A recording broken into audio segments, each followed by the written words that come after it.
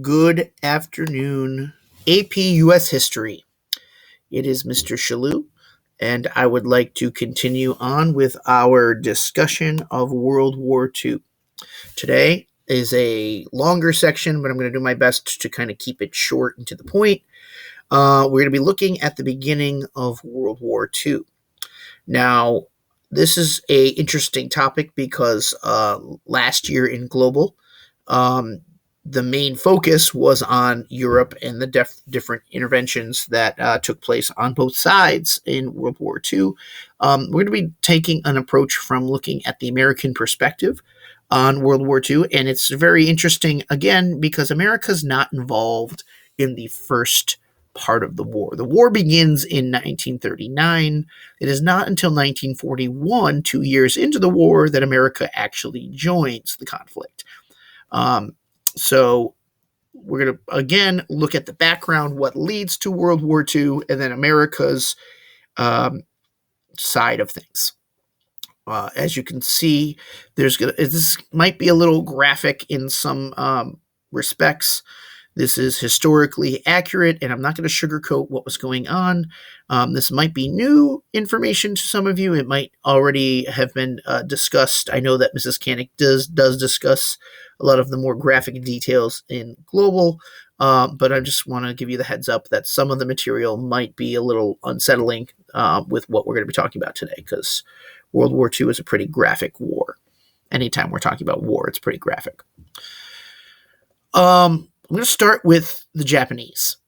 So last section, when we were talking about the Gathering Storm, we talked about how Japan is going to handle the depression by letting the military take over control of the country, and then the military then going and exploiting its neighbors, going off into Asia, mainly Manchuria, into China, and to exploit China for its natural resources, coal, iron, whatnot. So a all-out war against China is going to break out in 1937. Japan is going to invade the mainland, and this, as you can see from the map, is mainly the northeastern part of China.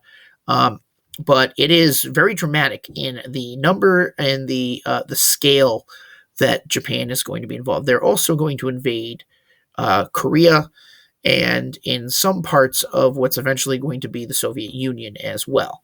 The main focus are the major industrial centers of China, as well as the resource-rich areas of China as well. This is going to alarm a lot of American leadership in the 1930s, mainly because they felt that the open door policy, which had been followed for almost 40 years by this point, was in threat of American trade and economic situation. And you know that America only gets involved in conflicts when it's going to threaten us in some way economically. So it opens sounds a lot of alarms in the United States when Japan starts taking these actions against China. We're not going to intervene, but we are going to really be keeping an eye on the barbaric treatment that the Japanese have on the Chinese people. And again, we're going to stay isolationist. We still have the Great Depression that we're dealing with, even in 1937. So FDR, despite the crimes against humanity that are taking place, are really, FDR is going to remain focused on building up the United States and preventing us from taking any action in what's happening. While that's happening in Asia, the much more well-known actions taking place are with Germany in Central Europe. So Hitler is going to continue to test the Treaty of Versailles, walking over it by remilitarizing, by building up this Nazi state. And by 1936, the German government is able to overcome the depression. The economic situation has fully recovered in Germany, and once again, Germany is going to prosper as a country. And so a lot of the citizens of Nazi Germany, though they might not believe in the ideology of Hitler and the anti-Semitism and the Aryan belief that the Germans are a superior race. They certainly don't do anything to prevent Hitler from continuing the treatment against the Jewish faith, against people that are non-Aryans. The rebuilt German military is going to move into the Rhineland. He's then going to annex the independent country of Austria in 1938, which is known as the Anschluss. And most of the world doesn't really take a huge problem with this, mainly because Austria is a German-speaking country. And that is how Hitler justifies this action, by saying that he's trying to unify all the German peoples of Europe. This is simply his way of making sure German culture is going to be continued.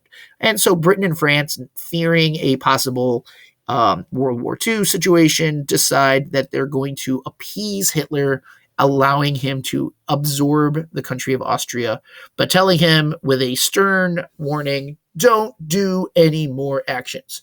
Hitler, realizing that nobody's going to stop him from this previous action, agrees to what Britain and France say, and then secretly plans his next takeover, which is the Sudetenland, which is another independent country, the country of Czechoslovakia.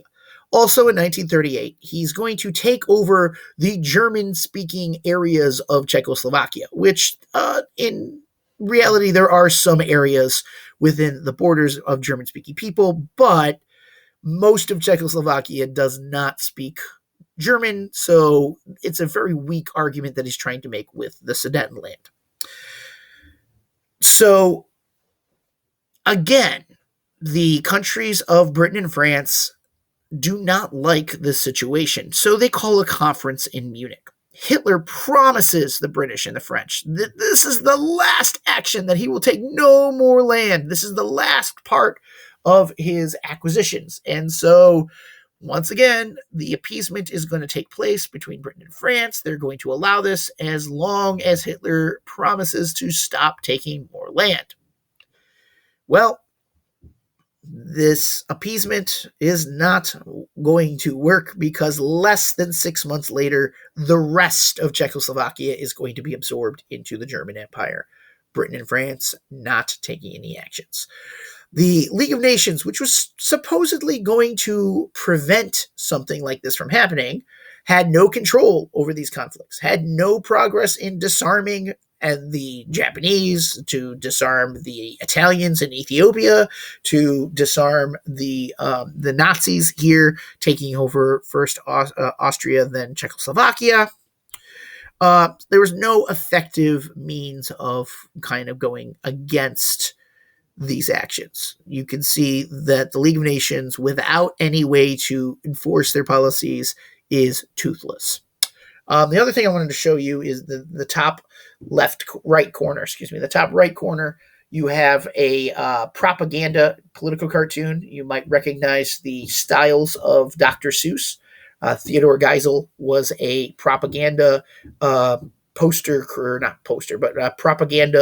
animator for the United States government during World War II. So you can kind of see here his before he becomes the beloved animated author for children's books.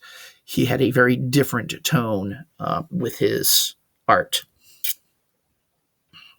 You can see Germany invading the Rhineland in 1936. You have the Anschluss, and you can see the map there of Germany on Austria, and then you can see the Sudetenland, the areas around Czechoslovakia that are going to be absorbed into the German territory. It kind of looks like a wolf that is consuming all of Central Europe, and eventually will consume pretty much all of Central Europe.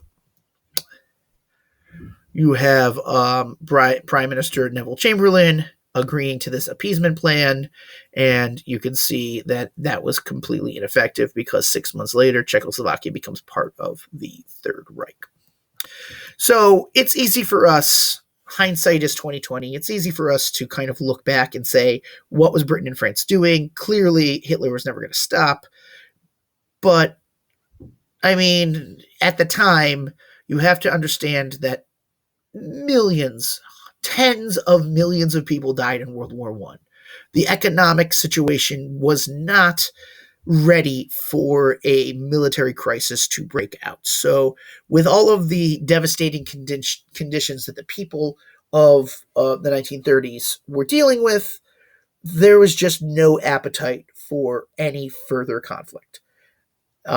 So appeasement might not make sense to us today. At the time, it was seen as the best logical solution to prevent any future conflict.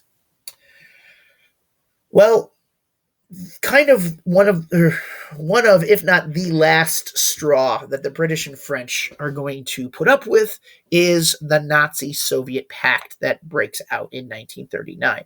So early in 1939, Stalin, Hitler make this agreement that they promise they will not attack each other. So that kind of triggers the warning bells in the rest of Europe that a war is probably on the horizon. Why would you create a non-aggression pact with a neighboring opposition if there wasn't going to possibly be an outbreak of violence? So the Germans and the Soviets decided they were going to make this plan. Secretly, what the plan was also doing, which was not presented to the public of the world, was that they were going to invade the country of Poland, which is like the one country that separates the Soviet Union from Nazi Germany. They were going to invade it. They were going to take half and half. But that was not known at the time of this pact. On September 1st, 1939, Hitler will invade Poland. He uses a blitzkrieg, which is a lightning war. He pushes all of his forces into the country. And within a week, 1 week, Poland is going to be completely occupied. At the same time, a coordination is made by Stalin, and he is going to invade eastern Poland. And not only eastern Poland, he's also going to invade the independent countries of Finland, Estonia, Lithuania, and Latvia in order to build this wall of protection against Nazi Germany. So you have Hitler once and for all defying the British and the French, invading Poland, and at the same time, the Soviet Union is also acting as an aggressor.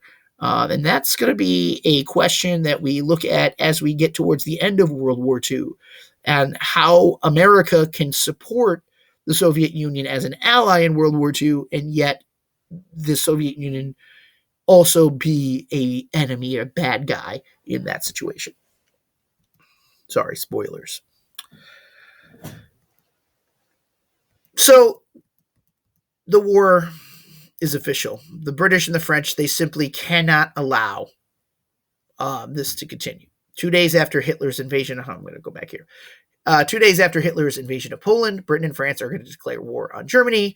And now you have the belligerents in this conflict that are going to be set up. The Axis powers, the axis of evil that is going to set up is going to basically mimic the First World War. You have Germany. You're going to have Italy that is also going to join the Axis powers. Benito Mussolini is going to have a pact with Hitler in controlling Central Europe. At the same time, you have Japan, which it seems like a very strange outlier. Why would they join this Axis powers? And really, it comes down to control of territory in the Pacific. So Germany was not anywhere close to conquering the world. They felt that if they had an ally in the Pacific to distract any of their possible opposition, to create paranoia amongst the European colonies that are out in the Pacific, this would be the perfect opportunity to create an ally. They had like-minded goals. So Japan's going to join the Axis powers, and then you have like 6 other countries that we don't really need to talk about right at this point about those sides. The allies are going to be Britain, France. Eventually, you're going to see the Soviet Union. Eventually, you're going to see the United States. China, obviously, if Japan is going to be part of the Axis powers, China is going to join the Allies. And then eventually, you're going to see 45 other countries. So these 45 other countries, they're all in some way, shape, or form connected to Britain France through empire, or they're connected to the United States through various economic alliance systems. Germany is not going to push its war in the same way that it pushed against Poland with the Blitzkrieg. They learned their lessons from World War I. France had also learned its lessons from World War I. They started building this massive fortification along the border, the Maginot Line.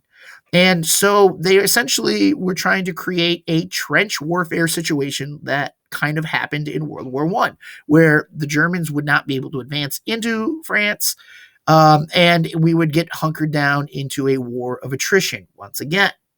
Well, Germany was not having any of that game. They had learned their lessons. They realized trench warfare was not successful. They wanted a quick and decisive victory over France. So what they're going to do is they're going to, instead of attacking France and Britain first and foremost, they're going to consolidate their power in Central Europe. They're going to take over control of Denmark and Norway and the Netherlands, which is Holland, Belgium. And they do this very quickly, very efficiently. They don't use a lot of resources. They don't lose a lot of men. It is very quick. This Blitzkrieg war is incredibly effective in taking down those main allies. The British, seeing this action throughout Central Europe, are going to panic and send all of their troops to France to protect against the German invasion. So they march along the Maginot Line waiting for this invasion. Germany doesn't invade right away.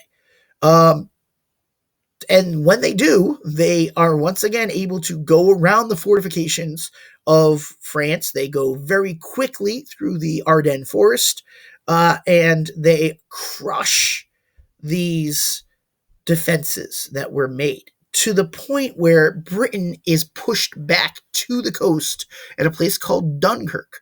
There was a movie that came out just a couple of years ago about Dunkirk, and how the English forces, about 400,000 English forces, are trapped against the English Channel, and only by a miracle intervention are they able to escape back to the Isle of Britain. But France is completely overwhelmed, and by June of 1940, France officially surrenders. Paris falls, and you have a very famous image of Hitler at the at the Eiffel Tower, standing over the Eiffel Tower, having conquered France. And really, by June of 1940, the only ally that is standing against the German onslaught is Britain. The United States and the Soviet Union had not joined the fight yet in 1940. So it's really Britain on its own against all of the Axis powers. And Germany, realizing that a water invasion of Britain would not be successful, Britain had the most powerful navy other than the United States at the time. So Germany realized the only superiority they had was their air forces. So they carpet bombed the major cities, the industrial centers of Britain, for weeks on end. And this is called the Blitz, the British the British Blitz. So you can see here, you've got the German Blitzkrieg forces going through very quickly the Ardennes. I'm sorry, I think I said the, did I say the Ardennes forest? I hope I did. Yeah, okay. France is going to be divided. There's the picture of Hitler outside the Eiffel Tower. I'm sorry, I can't talk right now. I'm losing my focus. I'm sure you are as well. You have German-occupied France that is going to control mainly the resource-rich area of France. Vichy France is going to be technically an independent form of France, but really it is controlled by Nazi Germany. So it's kind of like a colony of the German people. Churchill, the Battle of Britain, the Blitz, is going to be the only people standing in the way of Germany having complete and total victory in World War II. So where does that leave the United States? We were neutral. After war breaks out, Roosevelt is going to try to help the Allied cause. We see ourselves as kind of continuing on that alliance that we had from World War One. Not officially are we going to join the Allies because Congress does not want conflict. We are still in Great Depression ourselves, and we don't see a war of Europe being a serious issue for us in the United States. But even still, the United States is going to have a number of policies that are going to assist the Allies. The first is called the Cash and Carry Plan. This is very important, so please highlight this as a major concept that will show up on your Regents exam at the end of the year. It would also possibly be a topic of discussion for the AP exam as well. Cash and carry allows for the United States to sell weapons to the Allies as long as they pay for it upfront in cash and they have their own cargo ships come to the United States and lug it. We are not going to have a repeat of World War I, where American ships are going to be destroyed by the U-boats. So we are not going to threaten any of our shipping. If they want any of our American supplies, they have to bring their ships across the Atlantic, and they can threaten their own ships with our goods. Another policy that was enacted is the destroyers for bases. So basically, the United States will provide Britain and also France with all of our ships, any ships that we had at our disposal. In return, they would provide us leases on military bases. So these military bases would give us strategic placement around the world in exchange for these older ships that America really wasn't even using that well anyways. And Britain needed whatever they could get their hands on because they were fully involved in the war by this point. And so they needed to focus more of their attention on fighting the war than they were about building up for the war machine. The U.S. is going to ramp up military spending, trying to rebuild its military in the possibility that America get dragged into this war.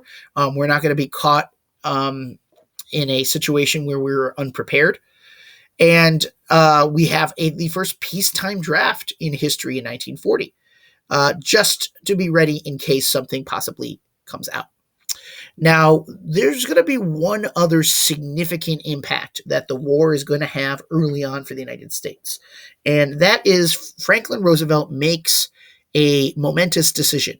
He sees that with the Great Depression not fully coming to an end and Europe on the brink of collapse because of World War II, he decides that there should not be a change in leadership at this point. He had served his second term, and tradition dictated that after your second term, you resign the presidency and allow somebody else to take over. Well, it's not officially in the Constitution that you have to give up after 2 terms.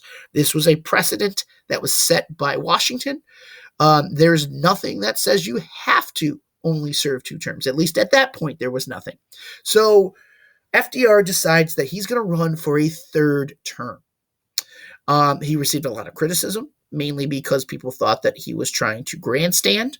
FDR justifies it again by saying that they should not change course when the world is on the brink of war and the country is not completely recovered from the Depression. So FDR actually wins his 3rd election in 1940, and he gets a lot of support. Even though there was a lot of criticism within the country, he gets a huge swell of support when it came to the actual election results. Here we have, once again, Dr. Seuss with his propaganda, talking about how America is neutral during this time period and not wanting to actually get to war, even though you can see more and more America siding with the Allies with the cash carry plan, the destroyers for bases plan. And then this plan, the Lend-Lease Act. So this is by far going to be the most neutrality policy that America is going to have, allowing for the sale and loan of war goods to any country whose defense is vital to the defense of the United States. Basically, Britain fighting. Eventually, it's also going to extend to the Soviet Union. Spoiler, Hitler is going to invade the Soviet Union in 1941. So the Lend-Lease Act is going to provide all the necessary resources that Britain could possibly need to fight, and eventually the Soviet Union also to fight.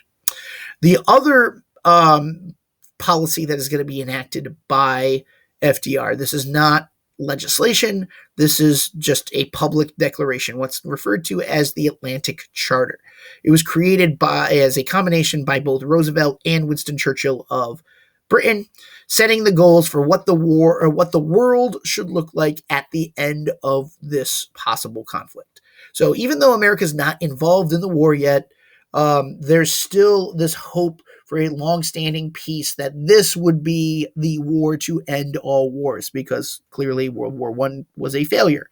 So the Atlantic Charter is trying to already set the goals in motion so that when the war does eventually come to an end, if the Allies are successful, this is what they're hoping to achieve. They want to pledge support for self-determination, letting people living where they are to decide for themselves what kind of future that they have, government-wise, politically, economically, socially, that kind of situation. And also creating a permanent system of general security, kind of like the League of Nations, but one that actually is effective.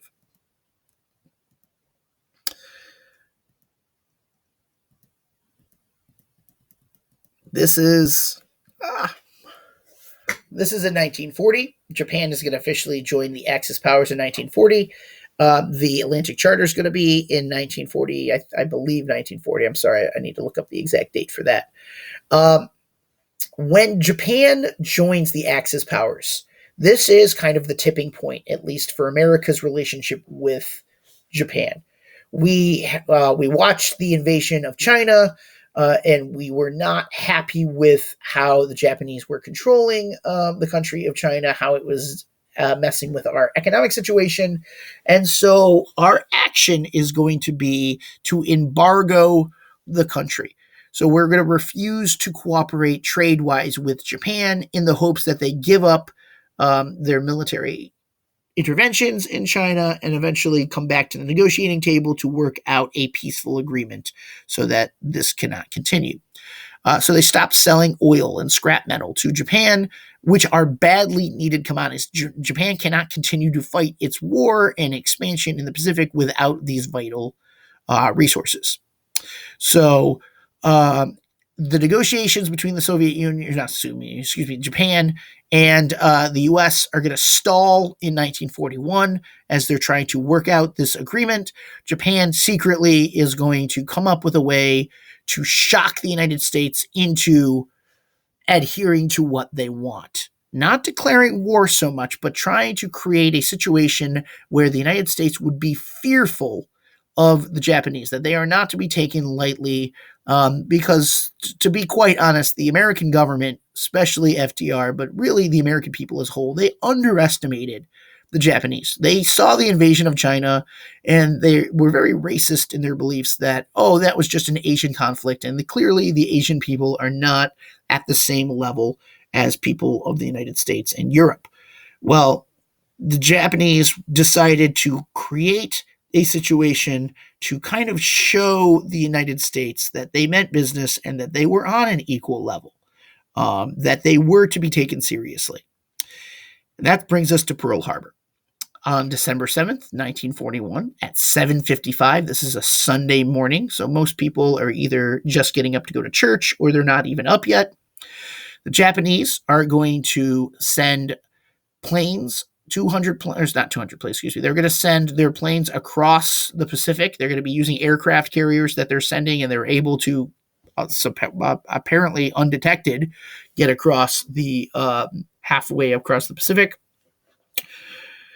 They're going to attack the American naval port of Pearl Harbor. Now, Hawaii is in the middle of the Pacific. It is a territory of the United States. It's not a state at this point, but it is where we keep our Pacific fleet. And during this attack at Pearl Harbor, 19 ships, battleships, not just like regular transportation ships, these large battleships, 200 planes, 2,400 American sailors are going to be killed in less than 2 hours of fighting. The Japanese leadership, they knew that this was not going to convince the United States that they needed to end the embargo. All they feared was that this attack would be seen as a remember the Maine or remember the Alamo situation. In fact, the leader of the assault, I forget his name off the top of my head, but his quote is, "I fear all we have done is awaken a sleeping giant." And he is very close to, he's on point with how America responds to this. We are not in the shaking in our boots, trembling with fear against the Japanese people reaction. We are in the revenge is all that we can take situation. This is our response. FDR, a date which will live in infamy. No matter how long it may take us to overcome this premeditated invasion, the American people, in their righteous mind, will win through to absolute victory. Rather than being fearful of the Japanese, this is a rallying cry, and we are eventually, or not eventually, the next day, we're going to declare war on Japan. Now, because Japan is allied with Germany, Germany will declare war on the United States, and so we are now fully involved in World War II. What is surprising to most Americans is that this war is not just against Nazi Germany in Europe, this is also a fight on the other side of the world in the Pacific with the Japanese. This truly is, for the United States, a world war. We are fighting on multiple continents. We are fighting in two halves of the world with two very different enemies. And so what makes World War II such a significant conflict for the United States compared to World War I is that we have to fight a brand new type of war on multiple levels, splitting our resources across two main theaters of war. And this is going to be the most comprehensive conflict that we have ever experienced.